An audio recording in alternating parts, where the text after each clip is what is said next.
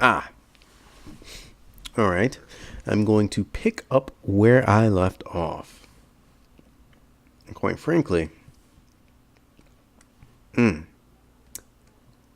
left off making a few adjustments to her hand because her hand was looking freakishly long. And now that I look at it, her chin is way out there. I don't know if I'm going to adjust that as well, but I've already started rendering, and I already have to redo the rendering for the hand. So I think I'll just make do with the chin. I'll figure it out.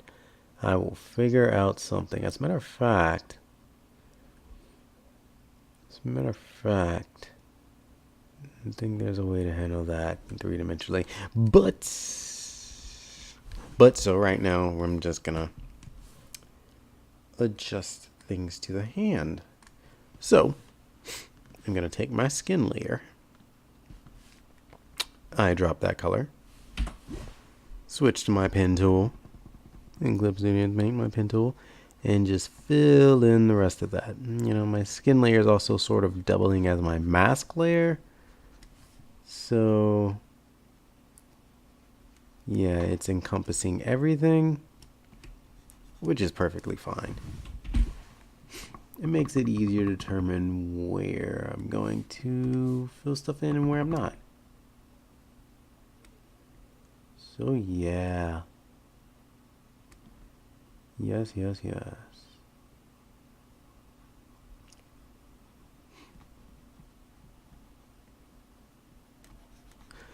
Unfortunately, I can't hear how I sound according to the computer, but that's always a bit of a jarring process anyway.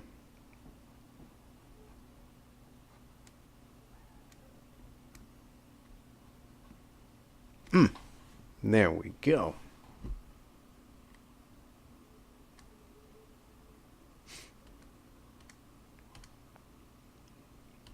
So now that that's finished, here's another important area of business and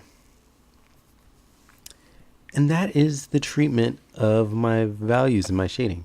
Now, since I free transformed in order to adjust the line work, I should be able to free transform the lights as well. So let's start with that and see where we can go. See if I can get it just right here. Oh boy. Well, actually, it could take a little bit of tweaking, but I could get it just right. Oh my. That might be it. That might be the ticket. Yes, that's the ticket. That's the ticket right there. Boom, by George, I think I just got it. Oh man. That's not bad. Never mind. So this transition might be a little bit easier than I anticipated, which is a good thing. It's a very, very, very, very good thing. And I'm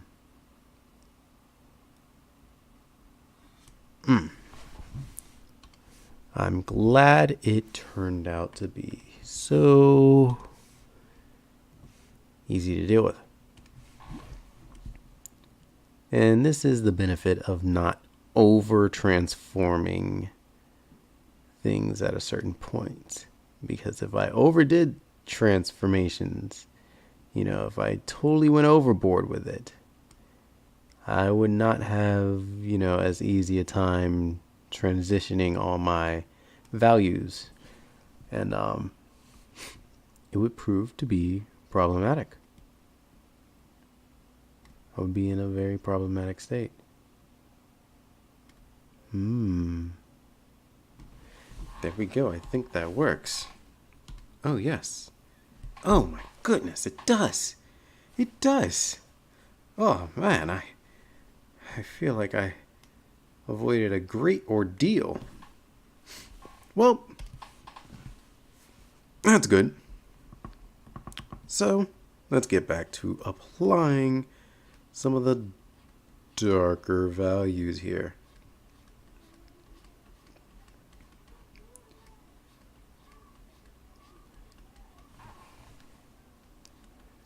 So we're going to go back to a little bit of high contrast. I want at least, a couple of high contrast areas in the hair. Overall, it's looking pretty good.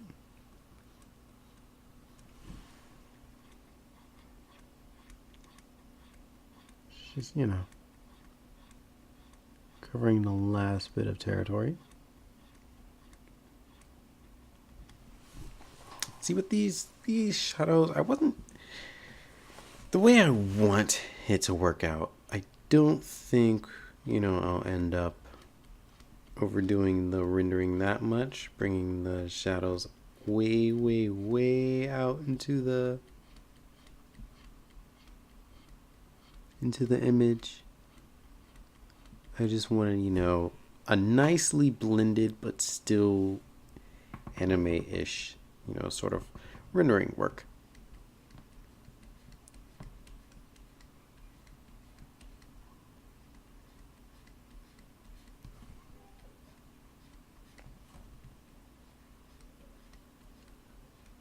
Oh man,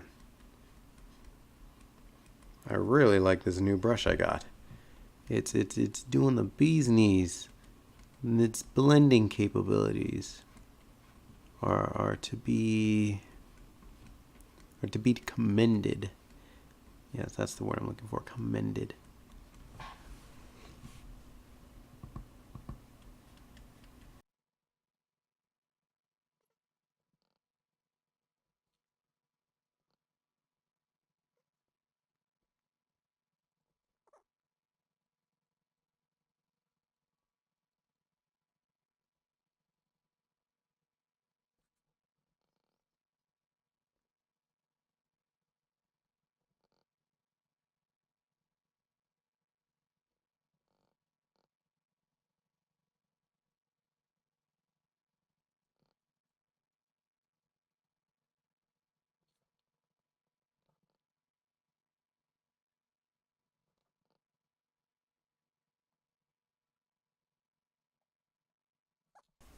It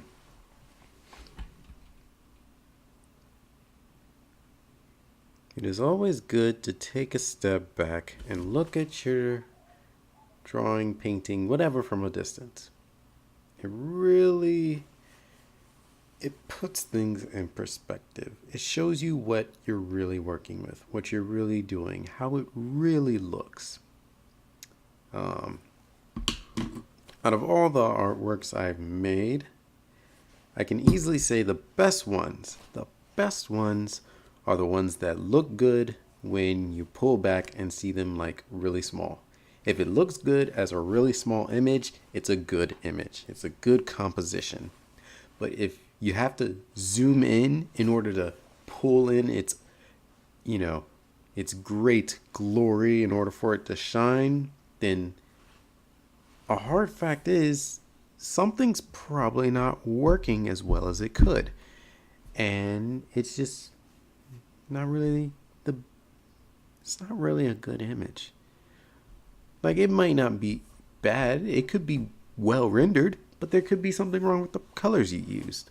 Or there could be something wrong with the composition. It could be blending too much. But when it's small and it pops out and it reads with clarity, that's how you know you're on to something.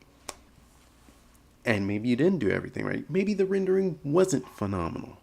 But you did something that was fundamentally right, that worked in the illustration's benefit. It was probably composition and lighting.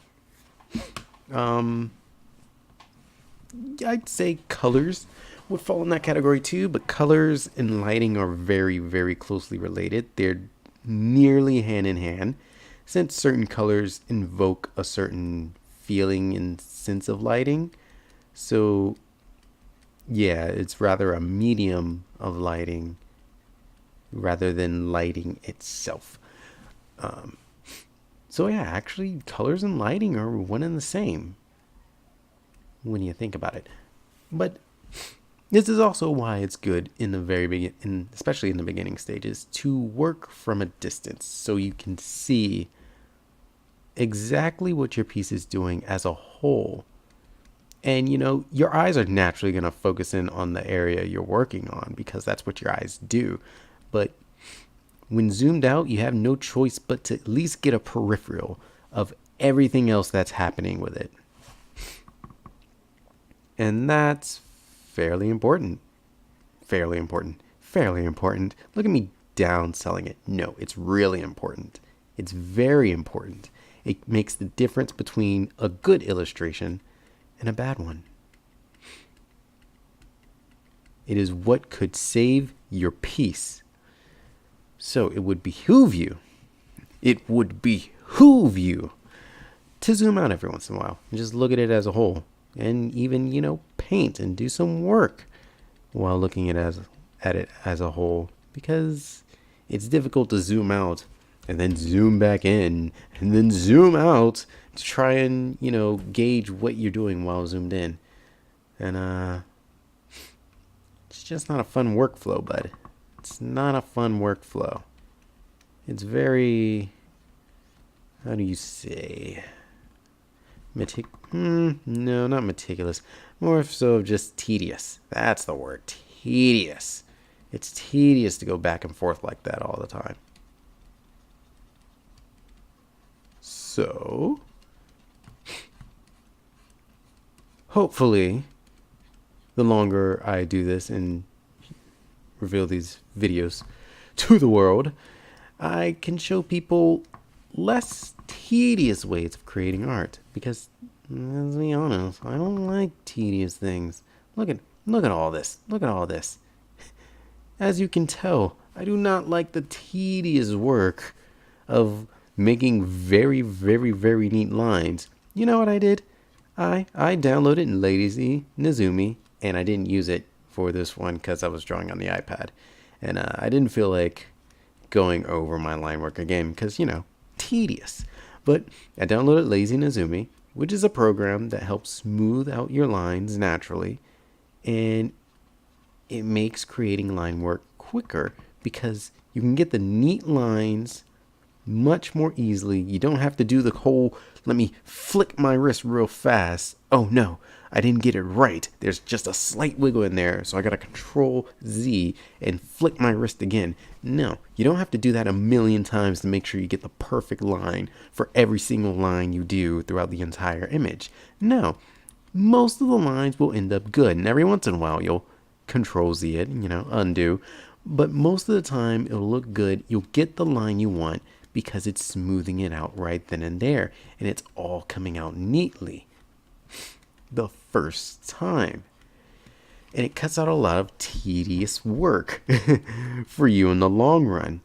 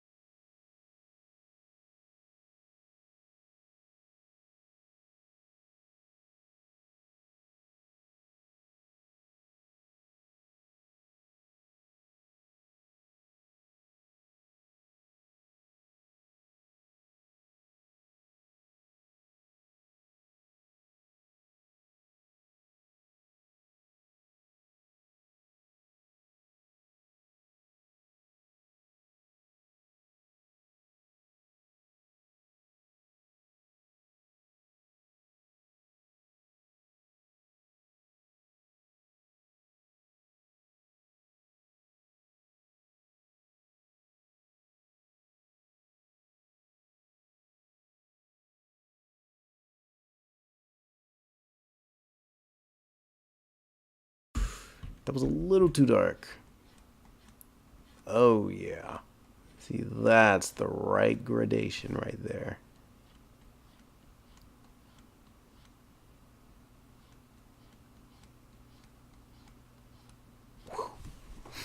Oh man, this is coming together a little better than I anticipated. I like that. And you know what? You know what? You know what? I'm not going to take the credit. Only two people can take the credit. God and this very, very efficient Clip Studio paintbrush. I'm not going to lie. It just blends so well.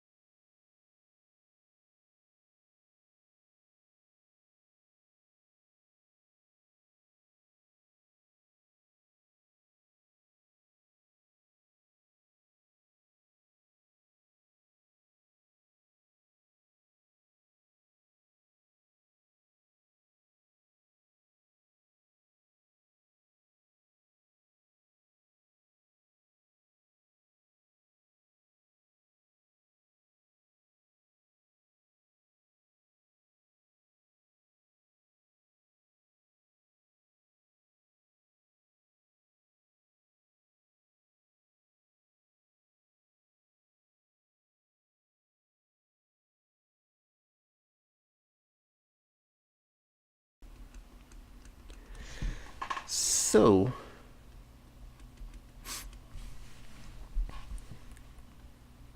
now I guess, I had most of the shadows done, but I'm just getting the slight refinements in there. Just the ever so slightest ones. I'm not trying to, I don't know, I'm not trying to make it photorealistic. I'm just trying to give a couple of things a little bit more volume. Just the slightest amount of volume to just make it pop. If your drawing looks good in grayscale or simple shades, then boom, it looks good. Once you add in all the other colors. If you have to go full scale colors for it to look good, I'd hate to break it to you, but you could have successfully saved the piece, but you messed up somewhere along the line. You sure did, buddy. You sure did. It's just, it shouldn't get that bad that soon. You were losing control with the wheel there, and you may have gotten it back, but you lost some cargo. I assure you probably lost some cargo. So, in any case, believe it or not, the greatest art isn't always the art that comes spontaneously. You don't just get inspiration and create the most amazing thing in the world. It takes work. You work at it over and over again. You do something over and over again. You do a lot of prep work. You draw a lot of thumbnails. You figure out what the hell you're doing before you do it. And it works so much more smoothly because you know what you're doing. And, that is totally not what I did with this one. But I had a relative foundation of what I wanted to see. And I did it before with a different piece. So I was using the experimentation from a previous artwork as sort of a jumping point for this one. So that does not alleviate me of the negligence from prep work, but it dampens the damage it dampens the hit I'm going to take for not doing prep work and using references. That's why I had to fix my hand, because I didn't use reference. And if there's anything you get from this video, oh, look at it, it's auto saving, wonderful. But anything you get from this video, it should be always work with a reference. Unless you're playing around completely, just fun doodling, blowing off some steam, use a reference. Use a reference. It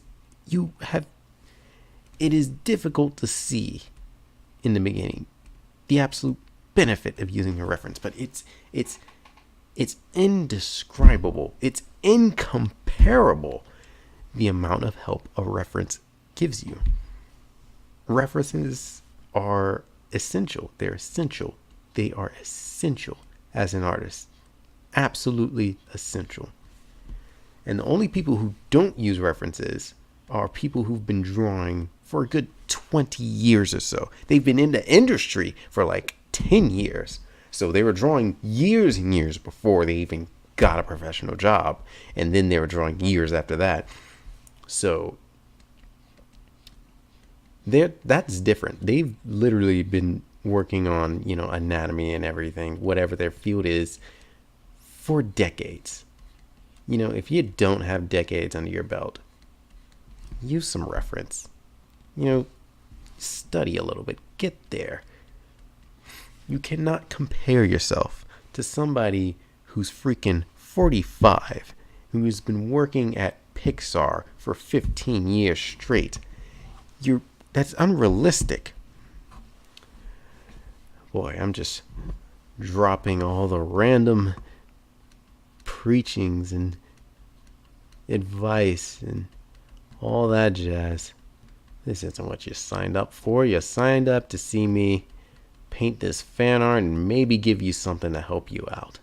That's not just preaching and talking about these little kids want to draw their art pictures these days and whatnot. Well, I'm gonna drop some truth on them. No. Okay. So let's go over something that's probably a little more helpful then. Something practical. A technique, if you will. Oh yes, we're going to. Let's discuss a technique. And I will get to this as soon as I finish these values.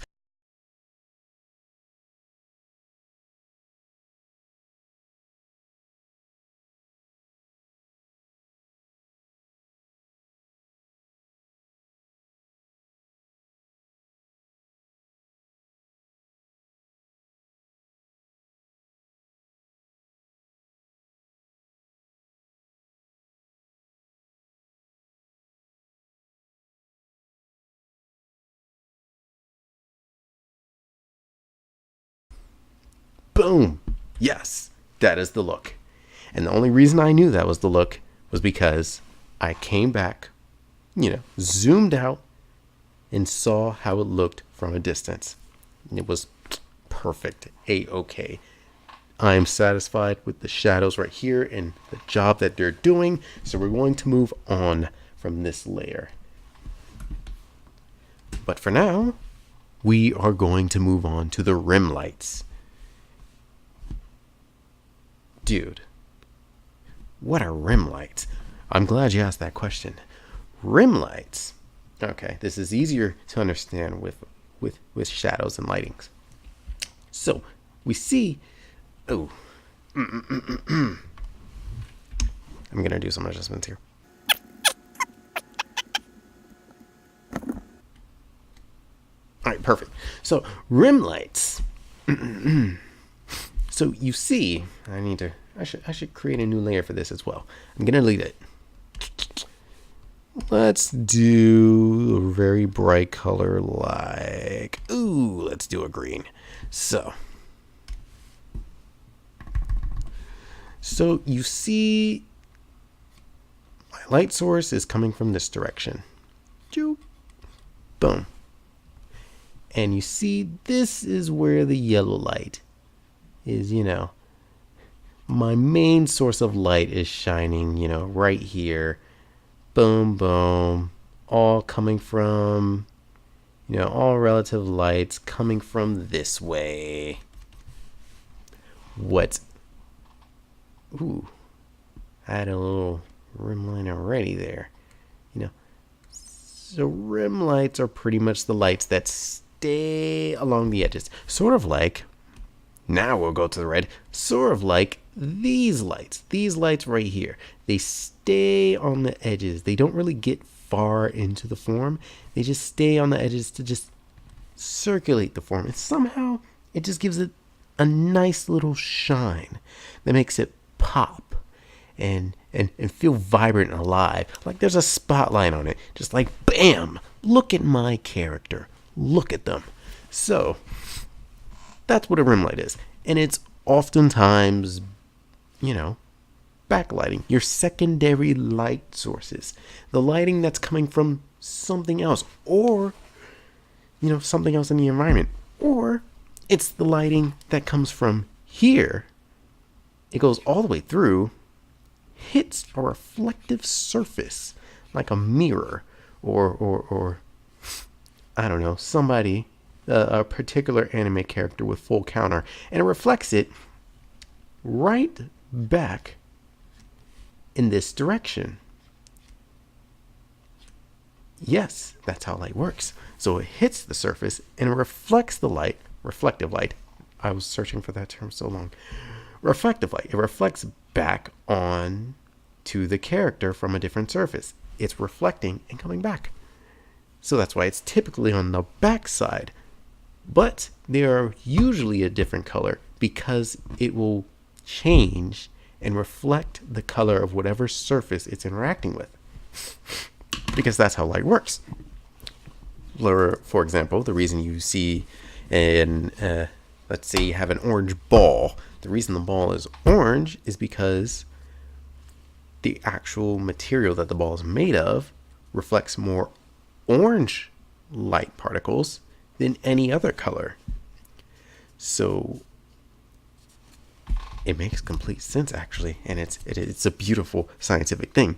So let's explain it in a natural setting.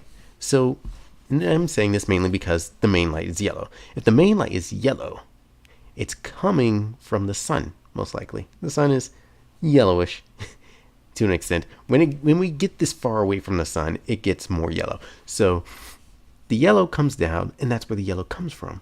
That's why this light, the primary light, is yellow, because it's coming from the sun. But let's say it hits I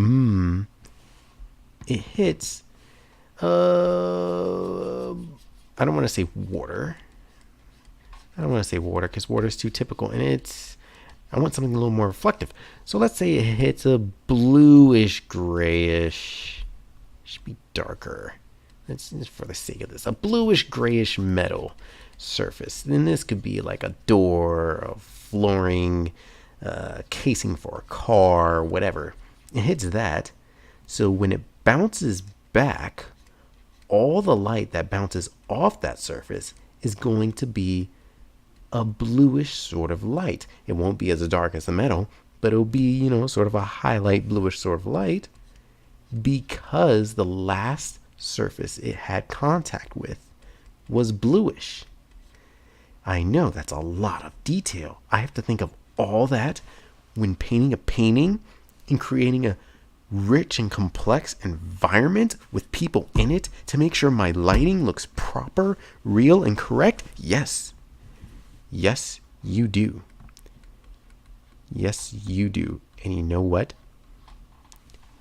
People will call you an amazing artist because of it. So, yes, that's how lighting worked. I'm glad we got that quick class session out of the way. Now, yes, let me delete that layer. So back to the rim lights, which is going to be our reflective lighting.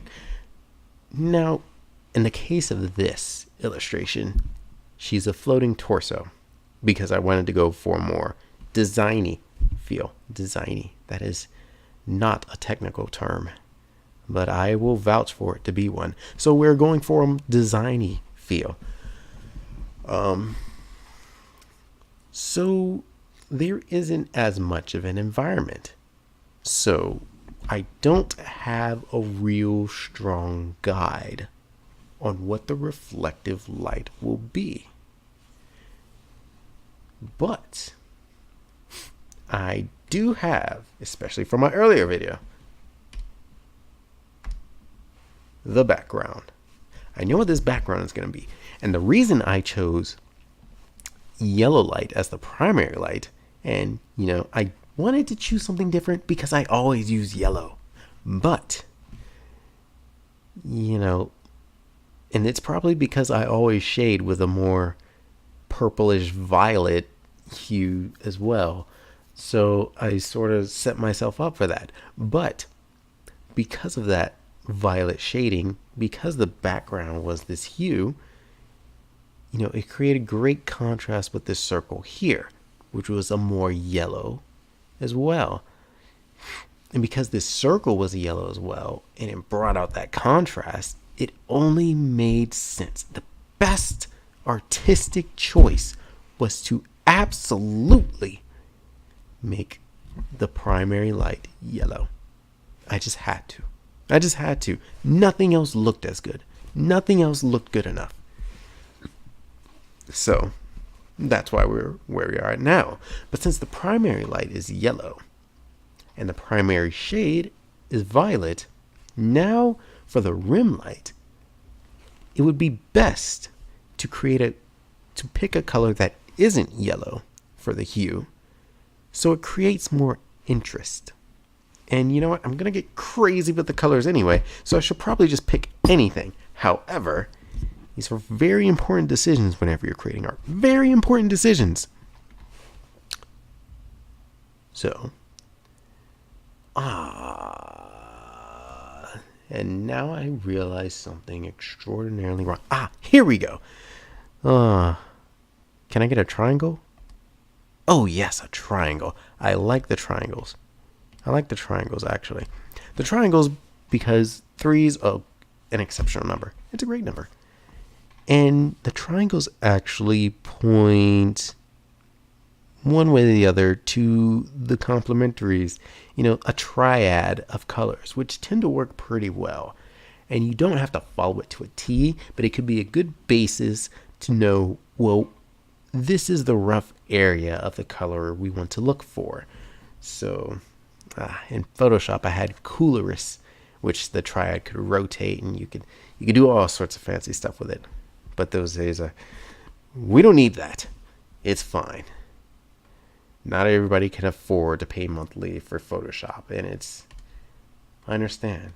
So I will provide you with an alternative. Just let me do a slight adjustment here. I noticed something I don't like function. Let me just delete anything outside of that mask. Okay, so now.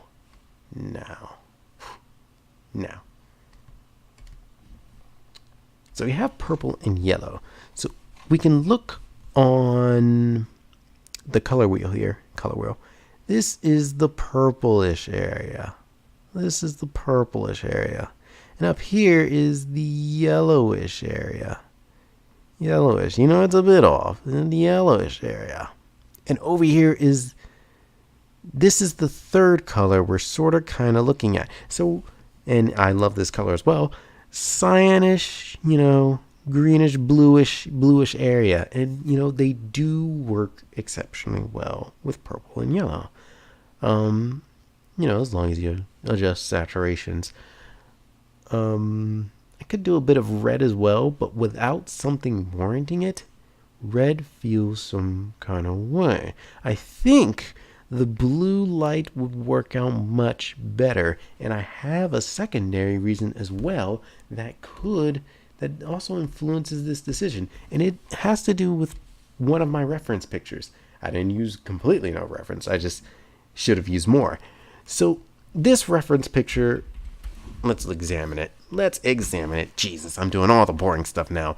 This reference picture from the KDA Pop Stars music video, it shows this brooding, very dark, but an enticing sort of capture. This mysterious capture of Evelynn while she's driving in the car. And the lighting here, and this is why I screen capped it, The lighting is amazing. It's well done. It's all very dark, and there's just slight bits amount of like the pink lighting giving the slight bits amount of volume. There's not much. It's just a little bit. And then the real highlight is the blue lights coming from the outside. Now the blue lights are different than being reflected from, natural lights. These are, first of all, unnatural lights, man-made lights, artificial, which is fine. But it also, the direct light source, which is actually, in this case, these are the primary. It's blue because those actual lights are blue. They actually emit a bluish hue of light. And that's why it's hitting right there. And actually, I'm going to get into this even more. So actually, you have your rim light over here, which is actually closer to a green. And the rim light is coming from the interior, which has a greener hue. So it reflected from there to here. I really should have used this for my example rather than my piece. But, because this is done exceptionally. But this is exactly what I mean by rim light. This is not a rim light. It's not. It goes way too far into the form to be considered a rim light. Even though it sort of plays on the rim here, that's because of the material she's wearing. But this just barely grazes the edge. That is a rim light. That's what we're moving on to. And that adds so much to the image. The image would be so much less without that light there. As a matter of fact, she would blend a little too much into the vehicle if it wasn't there. But this, especially since she's so dark, but this helps her pop. And then, despite how dark the lighting is on her, you can focus on her. Not to mention the extraordinarily bright eyes she's got going on. But that's beside the point. It's just every little bit of one of these things work together to make her stand out, to make her the focus. So, this is my second influence. This is why our rim light is going to be a bluish hue. Even though that is also a very common choice for rim lighting. But I don't care. I don't care. Just because it's common doesn't mean you can't make it your own. And you know what? I think I will end up going in a little more of a green direction anyway. Because I'm not going to have that other extra green rim light. No. That's where I'm going to deviate. But for now, we're going to get our rim lights on.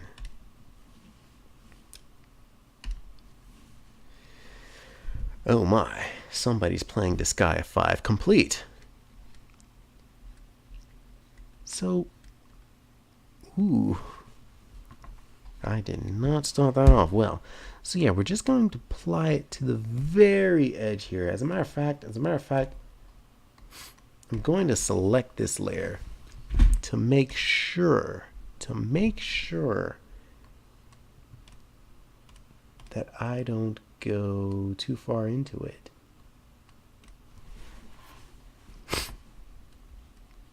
Or out of it, That way I can brush the edge super finely and just get everything done. I'm very tempted to go into this hair and make that work. But no, that wouldn't be a rim light. It would not be a rim light. So we're just going to stay right here on the edge. And we're not even going to do too much. I'm going to do too much on the edge. We're not even going to go all the way up here with the head. No. We're just going to hit the edge right here. Right here. And that does it for the hair. So now we're going to hit something else. And I don't think if it reflected, it would get past this fur thing onto her skin. So we're not going to put any here. We're just going to keep it at the edge of the overall figure in general. Think of her at this stage like a silhouette. You don't want to break into the silhouette, even if you got an edge in here. No. On a few occasions, that'll be, acceptable. And that would have to do with, poses, positioning, all these minuscule details of, the actual space you're creating. But in this case, no, we don't need that. We don't need that. That's not happening here. So we'll just keep it on the rim. We'll just keep it on the rim. Right here. Right here.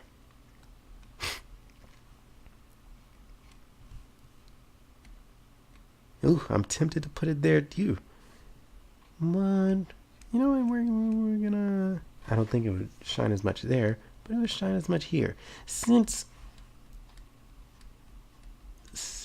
I'm rendering it so that the light is coming from below, planes that face downward, I'm more inclined to shade. But planes that face upward, like this one, nah, it probably doesn't need the rim light. It's not gonna get it. And it's fine. That's perfectly fine. Because the rim light is a subtle tool not to be overused, lest it loses its interest. Now, I will make an exception. This is one of those exceptional areas here where her arm is clearly going to be beside her torso. And if the rim light's coming from here, it's not coming from behind her on the other side that we can't see. Not entirely. It's just a rim light because it's not really as strong. So what I'm going to do is, after I do a little bit of touch up, gotta pull it out just to look at it and make sure what it's doing. So what I'm gonna do,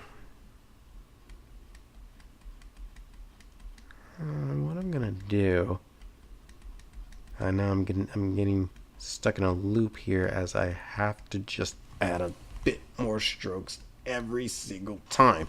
All right. So what I'm gonna do is just add a little bit, this one exception, just a little bit to the edge. I'm gonna try to keep it where, it's facing downward. And we're gonna dip in a bit. And I think since this is so low down here, you should definitely get a little bit of rim light action. A little rim action. Just so you know. It can do its thing. And then boom, we're gonna do a little bit up here. But see, I'm thinking we're gonna stop here because it starts to face a little more upward up there. So I'm just gonna have it fade out a bit. But we're gonna have it fade out from this end. Just blend into it. Boom. And the same thing with here. So, since this is facing down, we'll add a little bit of rim light. Boom, boom, boom. Boom, boom, boom. Right on the rim. Not even going too crazy with it. No. And you know what? I don't really want that there. I don't want that there. Let's keep it right on the actual edge of the object that we're applying it to. So, boom. Now we got that rim light. Wow, that really wasn't much. It wasn't much, but it's there. And it's one of those things that will be there even though you don't notice it there. And it will matter. You just won't notice it mattering. That is the incredible thing about art. And that is the incredible ability that really good artists have. Oh my, I used the eraser. They have the ability of just creating effects that you can't even see. Creating things in an art piece that make you like it, that you don't even know. You don't even know why you like the art they created. You just know you do. And they just manage to do it. So I want some of those rim lights to be visible from afar. So I broke the rule a bit. And every time I tell you a rule, here's the thing about rules. Every rule in art can be broken. It can be broken. It can all be broken. The whole thing can be broken. It's just, we have them because you're going to suck if you break them. Because you don't even know what you're doing yet. You don't even know how to function with the rules. How are you going to function without the rules? You know, it's like if everybody was all of a sudden asked to drive properly without any signs or street lights. Do you know how many people would crash? They don't know what they're doing.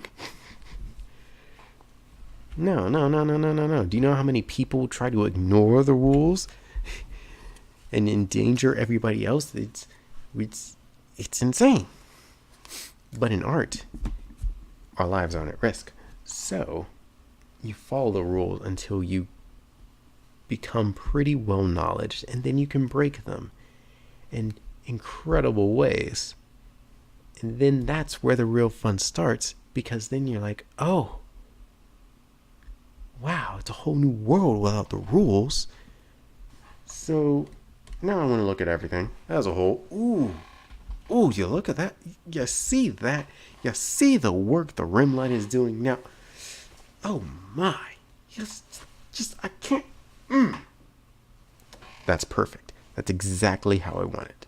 That's exactly how. Now we get to the fun part. And this is how you work with flats and multiply and lighting and all that. And although I didn't actually cut on the multiply. You know, I just picked the colors to shade it. And you know, I picked them pretty well because it works. It's a believable tone overall.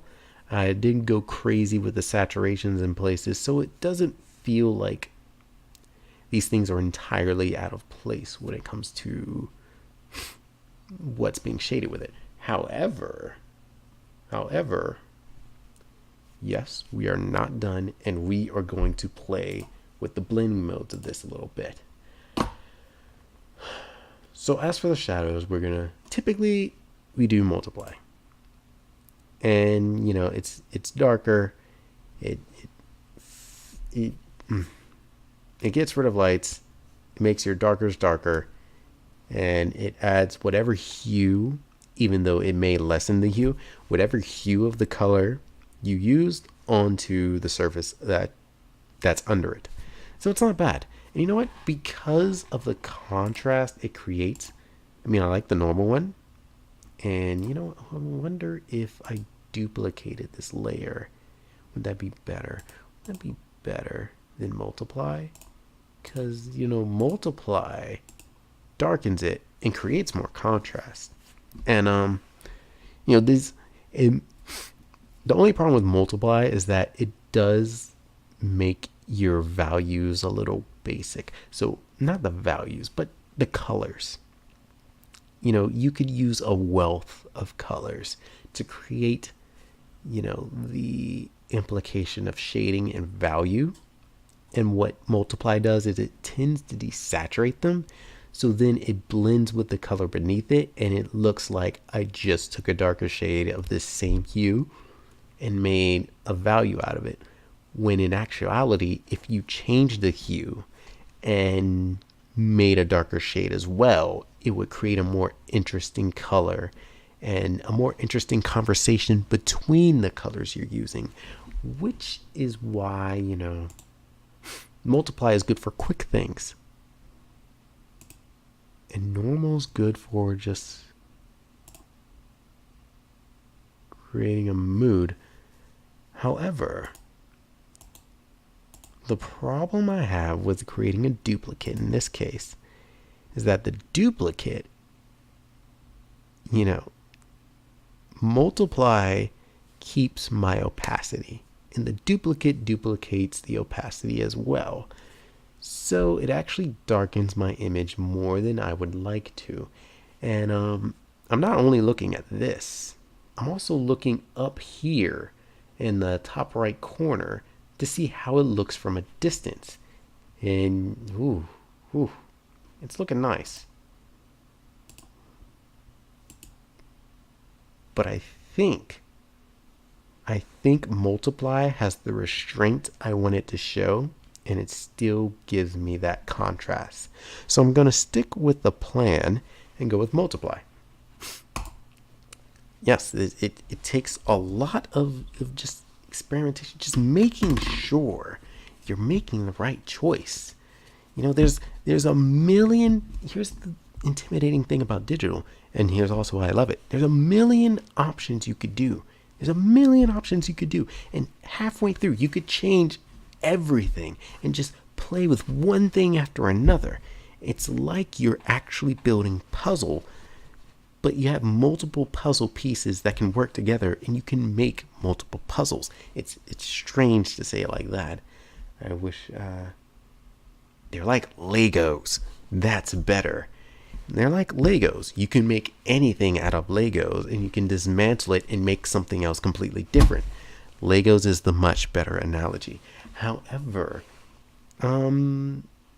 with traditional, you got to commit to one thing and do it 100% fully and decide this is what I'm doing. And you may come up with a couple of things you want to try throughout, get them done. You know, that's awesome. And you may experiment on a separate sheet of paper through scrapbooks and more prep work.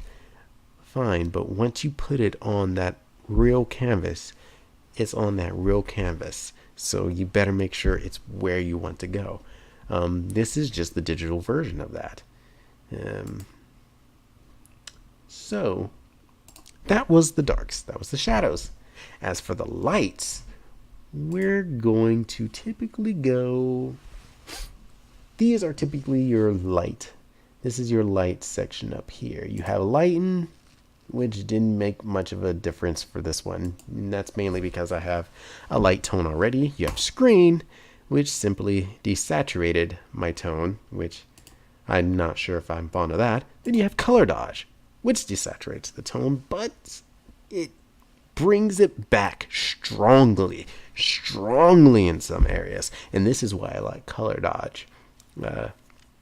Color dodge helps create a significant amount of contrast, but it's also bold. It is a bold blending mode that really punches you with not only the color, but the lighting as well.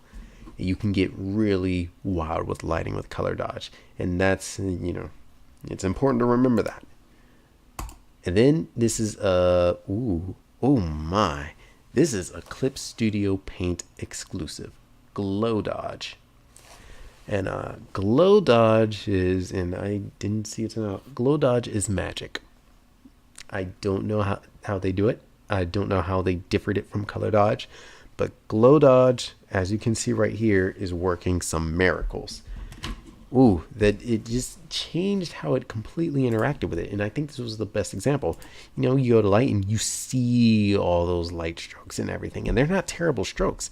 They registered pretty properly. And, you know, I made sure of it. You know, I was spending a lot of time doing that work. But the moment you add Glow Dodge, boom. Oh, wait, no, that was add. Glow Dodge, it didn't get rid of it, but it really highlighted certain areas, and it strengthened the most dense opaque areas, and it just brought back the effect that was in the lighter areas. And I think I think this may be the result that just ties it together the most. Look at how I have to say it like this. Look at that volume. That volume. But there's one more to, you know, talk about. And add is not, I don't really like add. Look, it completely desaturated. It's sort of like color dodge. I'm not sure of the difference. It's like color dodge, but less saturation, less vibrancy. So I really don't like it because I like vibrancy and like wild colors. And then this is add glow. Add glow is a little bit better, because it does add a glow to it. That's where it bumps up the brightness and makes a compelling contrast. It does indeed. It does. You know, and I'm looking at it up here, and this is where it's starting to shine because it looks really, really nice. Like I miss those bands. I don't get. I'm pointing with my finger, like you can see my finger. You can't. I miss these bands when I do the glow dodge. I don't get those as much with the glow dodge. You know, they're there, but they're a lot more subtle. They're a lot more subtle. But what I like most about the glow dodge is down here. The rendering on the arms is incredible with the glow dodge down here. It's doing amazing work. So what I think I'm going to do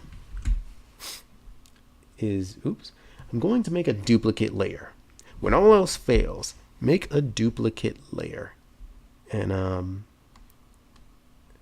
going to make the layer underneath and add glow. Right. Now, I like the glow dodge down here. So since I like the glow dodge down here, that's what I'm going to do. I'm going to take my airbrush. Oh, yes. Take my airbrush and just erase the add glow where I don't really want it.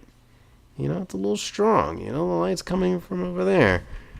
You know, it's not going to be, you know, tearing it up on this side that much. You know, just pull it back. You can have a little bit of right there, you know. But, you know, just tone it down. Tame it. You know, when something goes too far, you know, it's a nice idea to tame it.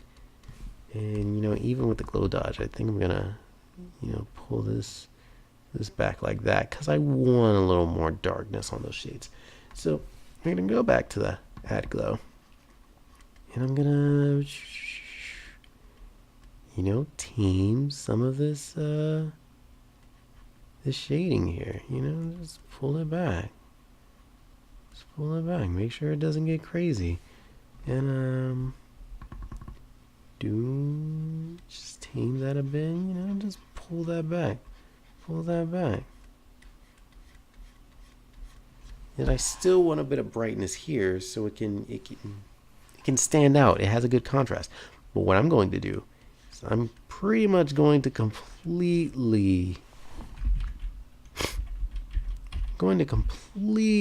just dismantle the adding over here, the add glow. It's just, you know, I feel like it blended much better, you know, doing the glow dodge thing. And yeah, just tone it down. Ooh, look at that. It's not bad. And let me see what it is without it. It's a little more realistic, a little more subtle. And I think I'm going to take some of that subtlety. I want some of that subtlety. So definitely gonna like just tone it way down over here.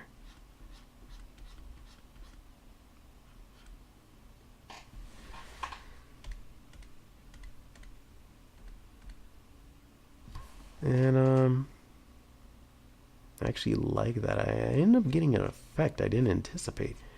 But now I'm just erasing the add glow. And this is another good thing about the blending modes. You can combine them. Yes. If multiply or color dodge or glow dodge or add isn't getting the right effect for you, then, you know, relax. Just, you know, blend it with something else and erase it. Now, I want to go through and tame this quite a bit more. You know, it's going a bit crazy over here. I like it doing its thing, but it's going a bit crazy over here. You know, look at that. That just looks a little too much like a mess. A little too disorganized. And, you know, I like chaos as much as the next guy. But it's a little too much. Now, if I want to, I think this, oh no, this isn't Photoshop. I can't do it like that. But it's fine. So I just want to tone it back. Just leave it there to make an impact. But, you know, tone it back. And boom. Now we got a crazy decent amount of contrast going on. And we still got this. Ooh. You know, this just ups it a bit. So I think I actually don't like it, you know, super shiny down here. I want to tone it down a little bit more. I really like, oh, hold on, auto saving. I really like the shine that's going on here. It's just, look at that. The highlight is right here and the dark is right under it.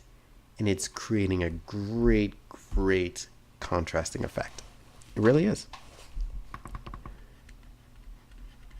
And I think that's the one thing I was trying to save the most. And the hair is just so that it's not flying solo in that realm of super highlights. But I'm trying to control the highlight of the hair too. I don't want the hair going super crazy. I just want it, doing its thing. Oh no, maybe I should leave the highlight out there like that. I mean, there's a bit on here, but take it like that. Boom. All right. Yeah, let me delete that. Okay. So that is one interesting section. I like it. I think that's good. I think that could have passed. This has a certain feeling, and this has a certain feeling, and I think it will work. It would catch lots of attention because there's already a lot of contrast. It would bring them to her. But I think this helps, create sort of a spotlightish feeling. And this sort of ties things together. Now, another thing we can mess with in terms of blending mode is opacity. Maybe 100%. Add glow is a little strong, and I tried to get it the right amount all around with the eraser, but maybe all around we could adjust it. So we could do it like 0, and then we're just rocking with the glow dodge right now. So let's bump it up a bit. And when I'm looking at this, I'm still not even looking at that. I'm so concentrated. It's crazy. I'm so concentrated how it looks up here, because I feel like it has such an impact of just how it translates as a composition as a whole. I can get lost in here and too enthralled by like the little things like the frills here. No. I want to keep the idea of what it's being as a whole up here, and it's much easier to get an image of that. And that's really strong, but maybe we can tone it back a bit. Maybe it doesn't have to be so strong. It adds something versus not being there, but the problem, its biggest threat, is being too strong. Maybe we can meet in the middle, balance things out, tone it down to like 50%, and boom, I'm satisfied with how that looks up here. It looks pretty good right here too. It has the same highlighting effect, and I'm getting a lot of the same effect from the other layer, the glow dodge. But it's not like overbearing it and ruining it. So I think that's wonderful. I think that's the ticket. That's what we need. And this will lead into another point. And that point is, I've noticed that there was a significant jump in the quality of my Photoshop, my digital work, when there's a significant jump in the quality of my digital work when I started using more layers. Before, my digital pieces would have like 5, 6, 7 layers, maybe 10 layers at most. 10 at most. As if I was going crazy. I had a full background and everything. But on average, like 7, 6 layers. And when you think about it, like, I had no idea. But when you think about it, 6 or 7 layers is nothing. That is not enough. There are so many concept artists who are just like, oh yeah, I use like 30 layers. 30 layers! I used to wonder how you use 30 layers. This is it. This is it. Just playing with these things will easily get you up to 30 layers. On average, I make like 25 layers now. And you know what pushed me to do that? I was doing a project in college, and I decided, you know what? No matter what layer I use, I'm going to use each and every single one of my layers. I'm not going to delete layers. I'm not going to delete my sketch layers. I'm not going to do this, do that. We're going to keep them all. And I found that my pieces had much more activity, much more engaging, did much more of everything because I was using more layers. It's really beneficial. So that's another tip I'm going to give you in this video. Use more layers. Now we're pretty much done, but there's some things I can finish it off with. But I think I've rambled on enough and we're at sort of kind of a good point. But let me show the fun part, at least. Some of the more fun parts. I promise that. I promise that to you, so I will not break my promise. So now we're going to get into the fun part. And so it's not going to be completely done. You know, I'm still gonna do some things after this, some tweaks. But you know, I've been going off for a long time, and I know you're probably tired of me now. So let's just start to get crazy, and some of the crazy is gonna stay. At this point, we're good. We got a good composition.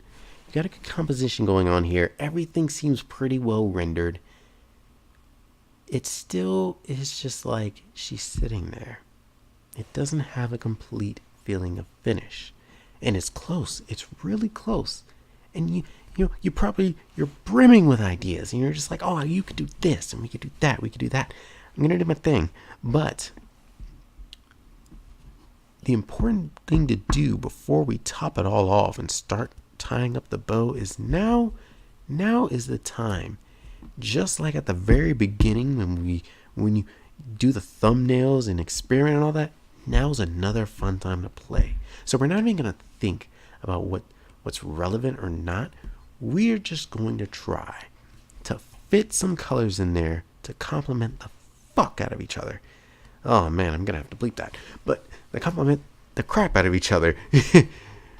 And use blending modes. Use blending modes so it reacts in ways you didn't anticipate. And we're just gonna play. So let's just boom. This one's overlay. We're just gonna throw a little bit of red in there. And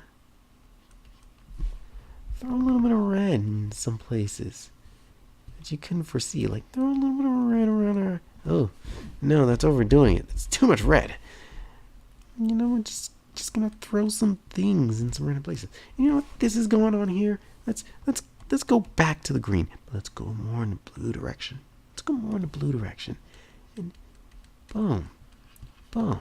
Oh, let's add some blue right here. Why not? Let's just overlay it. What? And this, we could throw blue here, blue there, blue everywhere. We're just going to play with things. And the thing is, I'm using overlay right now at the moment. This is the blending mode I'm using. The thing about playing with stuff right here and just throwing it in there and using this particular blending mode, it messes with the luminescence, which is actually beautiful because I did a similar effect in an earlier piece, and it just gives it sort of a nice range and a slight rainbow effect going on. And it's wondrous. It's wondrous. And you know what? We're using a yellow light. Why not? Boom. Color touch the crap out of that yellow light. Overlay. Get some yellow in there. Make it feel gold. She's royal. Let's do a yellow tinge around her entire gold trend. And see where we get with that. Boom. It's just... And it's creating this weird feeling where it was the basic image right here, well rendered and everything, And it looks pretty nice. It looks pretty nice. That's tasty.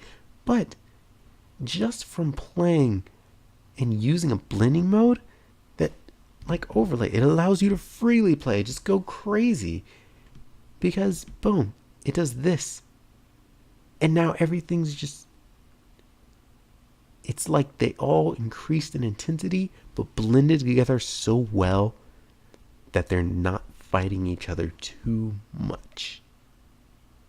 And that is the finishing thing that I would like for you all to explore. That is what, makes things come together.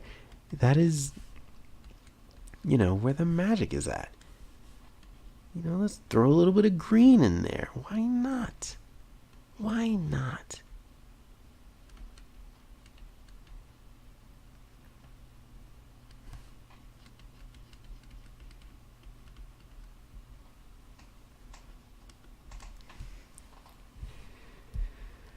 Whew. And I would throw purple, but we already got plenty of purple, so we don't need to worry about purple. But just try to throw a little bit of everything else in there. And you know what? Wow, look at the, oh my goodness. It's like she was a little bit enveloped by a rainbow. And if, this is too much for you, if you're like, oh, I like the original version better, it was controlled. Now it's just, willy-nilly. And, first of all, this makes me think of Hisoka now. Because it's she's not only like got pink hair, she's like glowing and vibrant in like the radiant sunlight, whatever. But if it's too much, mess with the opacity. Tone it down. Put a faint rainbow on her, not just a faint one. But me, no, I'm crazy. I like all the colors. I like it. I like it to go crazy. So, and you know what I'm gonna do? I don't like the way it's affecting, all this out here. I don't like what that's doing. I only like the way it's affecting her. I played. I was hoping for some good results here. I wasn't getting them. So I'm going to click W. I'm going to select the skin. I'm going to select inverse. This is what I was doing earlier. And I'm going to go to my overlay layer and just delete. And now it's all inside of her. And I'm actually going to keep that. But no, I'm not done. Because we have a whole background we could play with. And we could play a little bit more. I will not abandon you in this time of play. So, color dodge. Let's just throw some green around. Yeah, now I'm really getting crazy. Boom. Just boom. Just whoa. Those aren't just airs. These are really hard marks here you're doing. Yes, they are. Let's go a little bit more blue. And I mean rich blue. Rich blue. Cobaltish. There we go. Let's try to work some colors in here. And you know what? I had some red there too, didn't I? Boom, boom, boom, boom, boom, boom, boom, boom.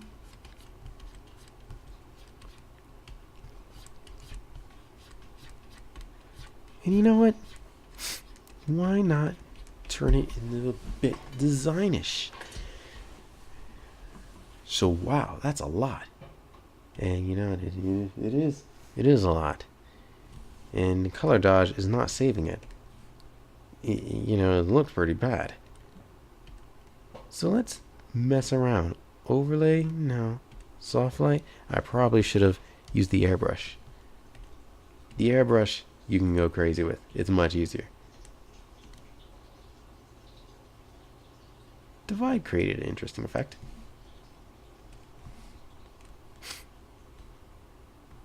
Let's go with color dodge. Color dodge, no, too bright. Let's go with divide. Divide strangely is working out. But I don't particularly like it. It's not subtle enough. So here's what we're going to do. Let's just blur it. Let's do a motion blur. Let's do it 45 degrees. Since, I don't know much. And we're going to blur it a lot.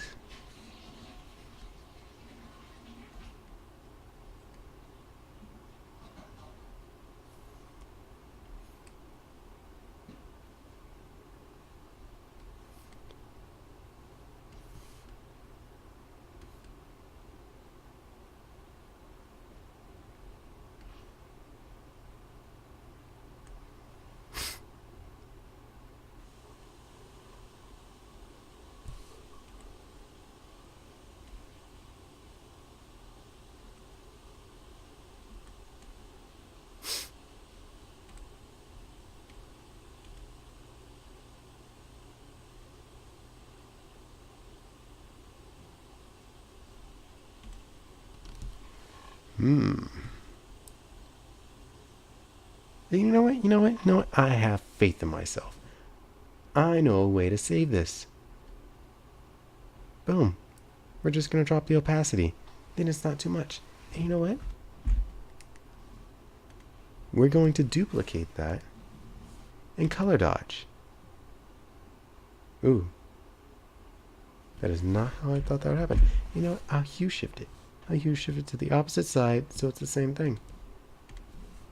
Or maybe we can add. Maybe we can add glow. Maybe we can glow dodge. Maybe that'll work. Yeah, glow dodge looks pretty nice. And you just keep playing with it till it turns into something that has a similar effect to what you're looking for.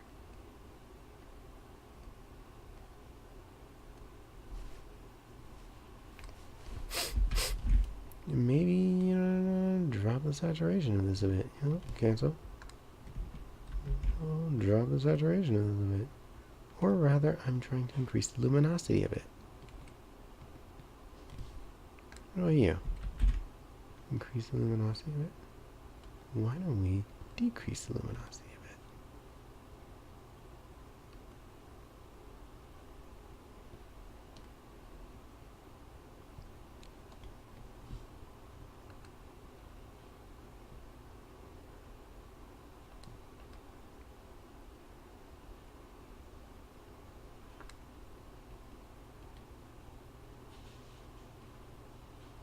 I probably won't use that. I'll probably have to do it in Photoshop because I meant to blend it a lot more. And I'll play with that. And that's why I like Photoshop, because you can really play. But I like what happened here. It strengthened it. I really think it did. So, I'm going to wrap it up. We're going to get further. And, I'll reveal the finished result. But, I think I went over a good bit of things here. I may even chop up and edit the audio a lot. I was planning on showing it real time, but, I did quite a bit of drawing. So I'll see. I'll edit things together and I'll see. All right. This has been James Dawson. It's been great. Great, just venting, drawing, narrating, and guiding you through this process a bit. And it was fun. I hope this continues. It's actually very meditative to do this for me. So yeah. I guess we'll tune out and we'll see you another time. All right. Peace. That is gravy. Okay, bye.